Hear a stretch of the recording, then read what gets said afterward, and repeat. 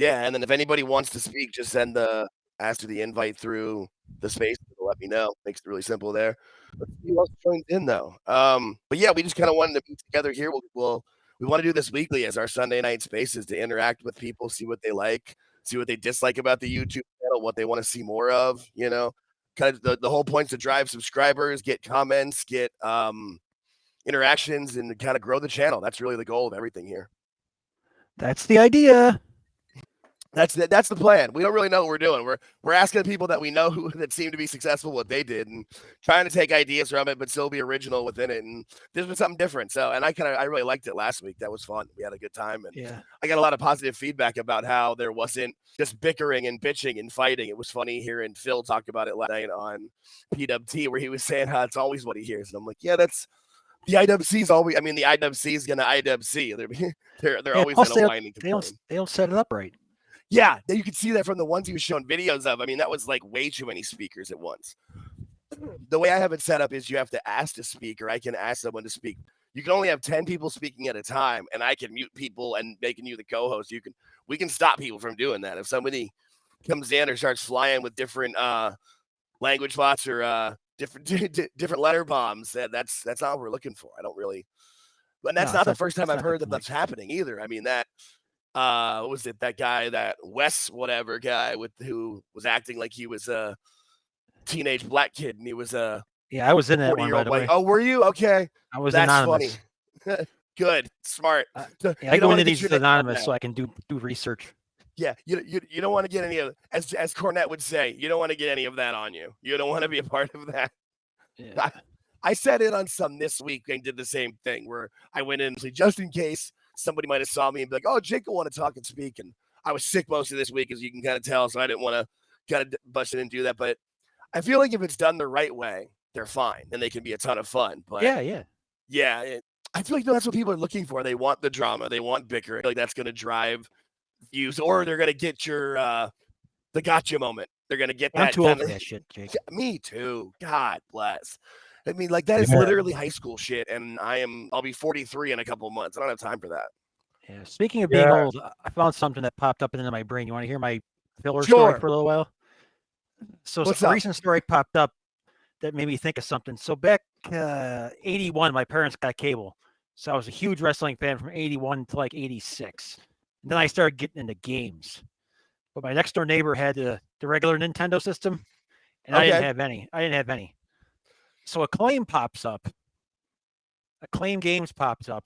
And my buddy had the Nintendo system for him. So we used to go over there and play the Akklaim games, which was pretty cool. I mean, that was the one that was more like the arcade, right? Yeah. Yeah. You realize where I'm going with this, right? Or no? Yeah, my brain, I was trying to visualize the game, and there it is. It popped right in. Yeah. Well, in 89, my parents got me the Sega Genesis. Nice. But Akklaim didn't make games for the Sega until 92. So I had been out of wrestling from 86 to 92, practically, because my son Drake was born in 92. So the first game I got was the WWF WrestleMania game from Akklaim. That was one of the first games they released for Sega. So I got back into wrestling via Akklaim Games. I mean, that's not surprising. I mean, the time I was probably most into wrestling in my youth was when the Nintendo 64 games had come out with, like, was it WCW, NWO Revenge? WrestleMania 2000 was good, but No Mercy was like the ultimate game of all those games, especially too, since it was right around the time that WWF had acquired WCW. They didn't legally have the rights to all the WCW people, but they knew they couldn't get sued because they had bought the company. So you could have all those people's movesets. You could easily make all those characters and have their entrances and stuff and have, the ultimate games. The reason I mentioned it was because Mr. Jeff Jarrett's bringing back Akklaim, I heard. I do. So what is that about? The Akklaim branding is coming back. But like, in what capacity? Is he really doing it, or is it like he's not going to be doing any of that shit? Well, I mean, like, I know he's not specifically, but like, is the game is it actually going to be the company, or is it the company in name only? Is it one of those things? I haven't. I looked at. I did a little digging beforehand. I really couldn't find too much. That's because I remember. I mean, into it, we can get some input on that. One of the whole big things of the Fight Forever game was that they were going to be getting like I was saying, the N64 games. Those were all made, even though they're both companies, they made by AKI or Aki Games, and they were supposed to get those people back and get it right with Ukes and have all those people back, and the game turned out to be literally the worst game ever. From what I've heard, I never actually played it, but I saw enough of the videos and glitches that it was. Yeah, during the Akklaim announcement, they don't mention AEW one time at all. Ooh. Jeff Jarrett's talking; they don't even mention it. So I'm thinking that this is going to be like the original logo I saw, the Akklaim logo. You can't miss that thing, right? With like the dashes off the A. But isn't that twice now where they've had major announcements done by the company they're working with? The last one was Max, and they're not mentioned at all. I mean, Max mentioned cycling. I mean, I know it's big in the rest of the world, but I mean, Max is pretty much only a U.S.-based company. Yeah, I'm pretty sure this game thing is on their own with Jeff as a spokesman or something, because Jeff knows business. He's smart. Oh yeah, no, absolutely. The whole GFW thing, it was kind of a multi-level marketing scheme, but yeah, I mean, right, but that's if you're in the right spot of the Ponzi scheme, you're like the smart businessman, as long as you don't get caught. Well, then what is the wrestling industry in that regard? I mean, that's a very valid point, Sam. I mean, let's be real. Like, I mean, there's a reason why most of the wrestlers are everyone that's successful in the wrestling business is some level of carny. Let's be real. Like, let's be honest. A lot of these podcasters who like were big promoters in the 70s, it's like you could imagine how many people they fucked over, like how many wrestlers they shorted for pay. Oh God, yeah. I always think of the line. Cornette always quotes it, but it's Dutch Mantel, where Jerry Jarrett asks if they're on steroids, and he's steroids, but you pay us, Jerry. We can't even afford to be on food. It's like, Jesus. I mean, or I forget which promoter that they've talked about that literally would pay it like down to the pennies. Like you would get the envelope and it would be, $47.83. Like you can't just round it up to 48. Like, I think that was Nick Goulas. Okay, that makes sense. That tracks. It was either that or like maybe somebody inside. I bet you it's more than one if you added them all up. I mean, that's as carny as it gets. It's good bookkeeping. Or they took you out of like if they sent you to go do an event or something like that, and you got in trouble or something happened, and that you had to come pay $50 and they took it out of your paycheck. Like, no, you sent me to the event. Come on. Well, I mean, like, I would say the last true like high level scumbag promoter, Paul Heyman, even though the WWE won't admit it, like just like how many people he fucked out of paychecks. Like, then again, ECW's payroll was not very large, but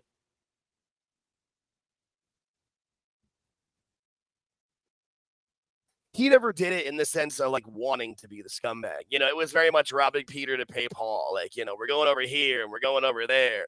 It was very much that kind of thing, as opposed to, Nick Goulas that, just wanted, or even like Jerry Jarrett, where isn't that what pissed off Jerry Lawler, was that they had that big party at Jarrett's house and he's in a fucking 10-acre mansion, and Jerry's got a nice house, but Lawler's not even comparison. They're supposed to be partners, and Lawler's bringing in all the money.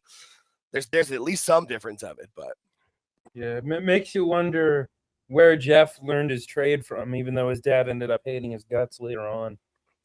Yeah, he hated his guts because his son became him. He hated his guts because of Russo. That's why.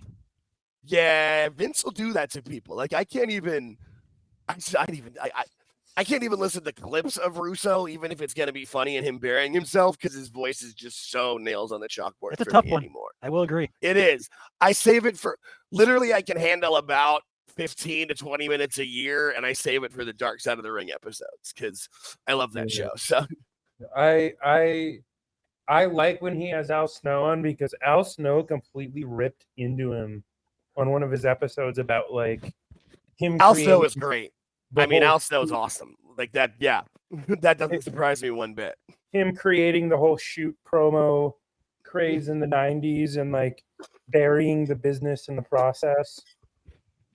Hey Jake, since you brought it up, brought it up, which one of the Dark Sides you looking forward to this year? Hang on. What are the 10 episodes? Let me pull up. I know the first one is the I have an unsung one, and I'm really looking forward to. I'm looking forward to the Daphne one. Yeah, that'll be good. That'll be a rough one just because of the ending of it. But I feel like enough people had said enough good things, especially after it happened. Like, there's enough people about it that'll want to speak well of her. So I feel like that'll be a great worker, dude. Yeah, no, like, well, and I feel like sometimes, you get people that are, the Muhammad Hassan one is the one I really want to say, because they actually have interviews with, what is it, Matt Capaldi or whatever his name is? The guy's Italian. Mark Capaldi, yeah. Mark Capaldi, thank you. Yeah, him, I really want that one. I'm interested in a lot, just because he hasn't done that many interviews with it. The Tony Atlas one, I think that's gonna be more funny. Yeah, thank you. Whoever laughed there, that's the response. I was like, oh God, perfect. Yeah,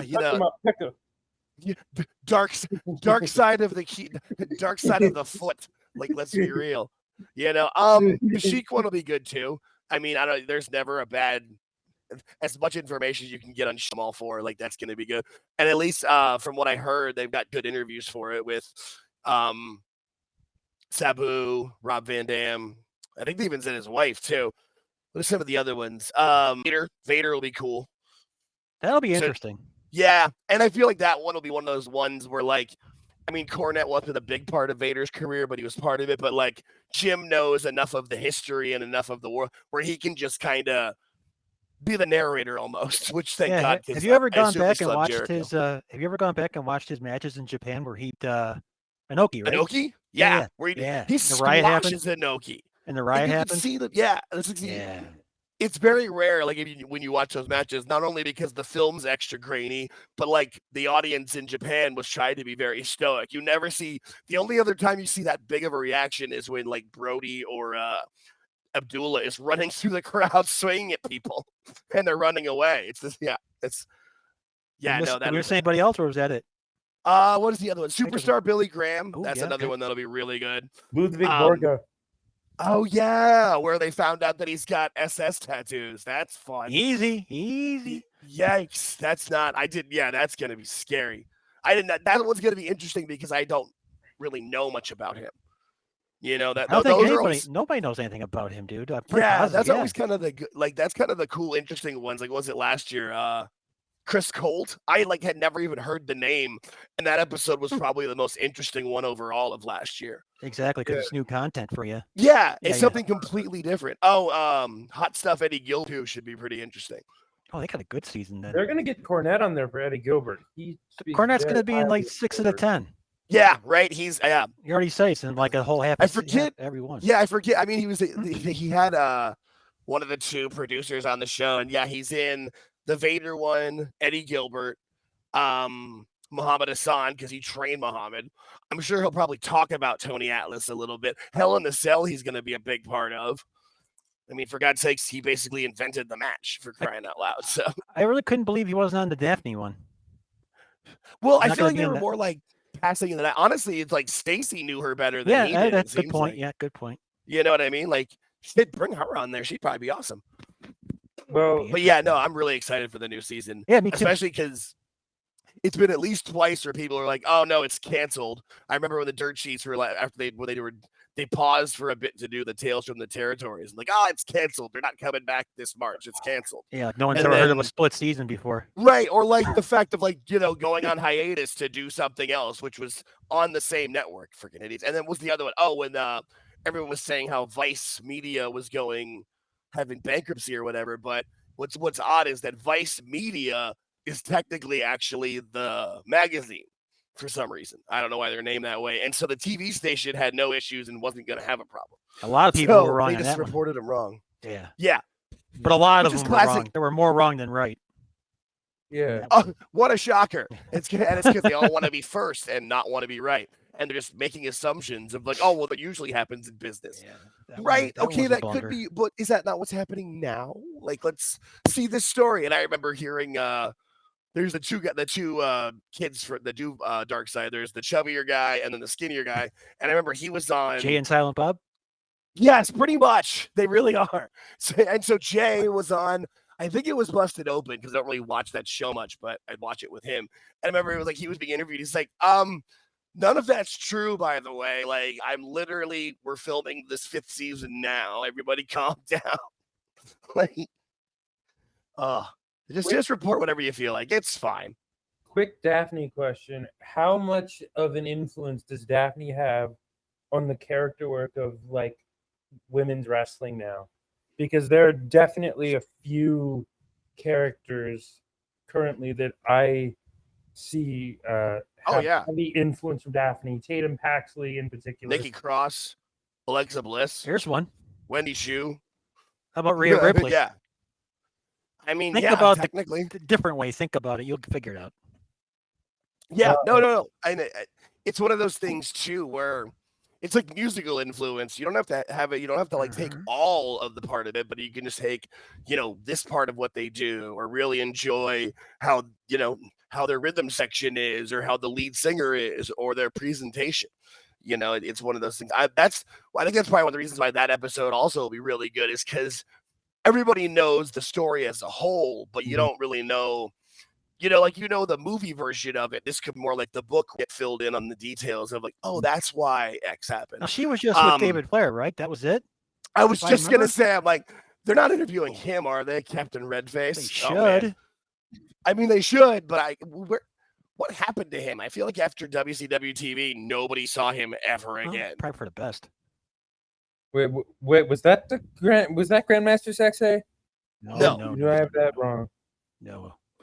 Grandmaster Sexay is Brian Christopher, who was Jerry Lawler's son. Okay. Wrong. No, if you go on the Wrestling Bios channel and just watch any of the recent Raw versus Nitro episodes, David Flair's been in a lot of them. There's one where he has a match with Bischoff, and it's literally the worst. Oh, that was terrible. I remember that. Have you seen the episode of Wrestling Bios though, where the guy's trying to watch it, but he just records himself live, and literally it's just him laughing at it. Like he's trying to call the match and he can't. It's so funny, dude. It was bad. I remember when it was on TV. Oh, it's so bad. I forgot how bad it was. Yeah. No, shout out to the Wrestling Bios channel. That channel's awesome for not only the Reliving the War series, because it's 2 episodes a week that shows, stuff from the Attitude Era, but he does really good in-depth biographies that aren't just telling the same stories everybody else is told. Like there's that like Wrestling with Andy channel. Is that on YouTube, Jake? Yeah. Okay. Wrestling Bios is what it's called. Thank you. The guy, it's funny, he's similar to Husey. He's got the same Northern Irish accent, but he's really good. There's another channel that's called Wrestling with Andy that tries to be that, and he's terrible. Like he gives facts and then like, that's wrong. It's like watching that Andre the Giant documentary on HBO where you're like, no, that's not what happened. That's not what happened at all. I'm familiar with David Shoemaker. I didn't have to say his name, you got that's great. I'm a Bills fan, so I'm sorry. You're forgiven. We all have our crosses to go with life, George. I have no problem with Bill Simmons. I don't even really have a problem with David Shoemaker as a whole. I just feel like he's got an idea of what happened and he's embellishing on that versus doing the research. Oh, since you brought it up, I'd like to make a public apology to Mr. Peter Rosenberg. He's very good on Evolve. Yeah, he's good. Well, it's actually good. Him and oh god, I forgot his name. Yeah, he's not bad. It's I feel like the comparisons are always him and Sam Roberts, and well, I mean they're weirdos from New York that love wrestling and have podcasts. They're very similar in aesthetic, Who's the dude he's team with on Evolve, Jake? I forgot. Stone, Robert Stone. That's it. Yeah, well, thank you. They're actually very good. I wasn't thinking Robert. I was thinking the Mr. part for Mr. Yes, no, they are pretty good. Yeah. I haven't watched the second episode of Evolve yet. I need to. I literally have Tubi up on my TV. No, that's good. I enjoy it. It's worth it. I have to say, yeah. Well, especially if it's free. It's definitely worth it. I have to say this about Evolve. Like, Zeta Steel is going to be the next up-and-coming character worker in women's wrestling coming up through NXT. Like, just from what I've seen of her, like, indie clips and what I saw in Evolve, Jesus, I was fucking rolling. She's hilarious. It seems like, I mean, the thing is now, too, it's like they play to people's strength. Like, they don't, well, you look like this, so you should be this. Like, it's like Miles Bourne. Like, he happens to be hilarious, so they're letting him be hilarious. Like, that dude's got a great sense of humor and has no problem making fun of him for being deaf. So he just takes that away from anybody who tries to make fun of him for it and plays it back. And he's just that guy needs to be pushed to the moon. I love that guy. Let's play the AltJake drinking game where he mentions Miles Bourne like 500 times in a podcast. Now, having been with him throughout these, this is the first time I've ever heard him mention it. Am I right? I mentioned it more into my retweets because the guy's got a great Twitter game. The guy's hilarious. You mentioned it a few times on the Revolution Spaces. I don't remember that. That might have happened. Yeah, that was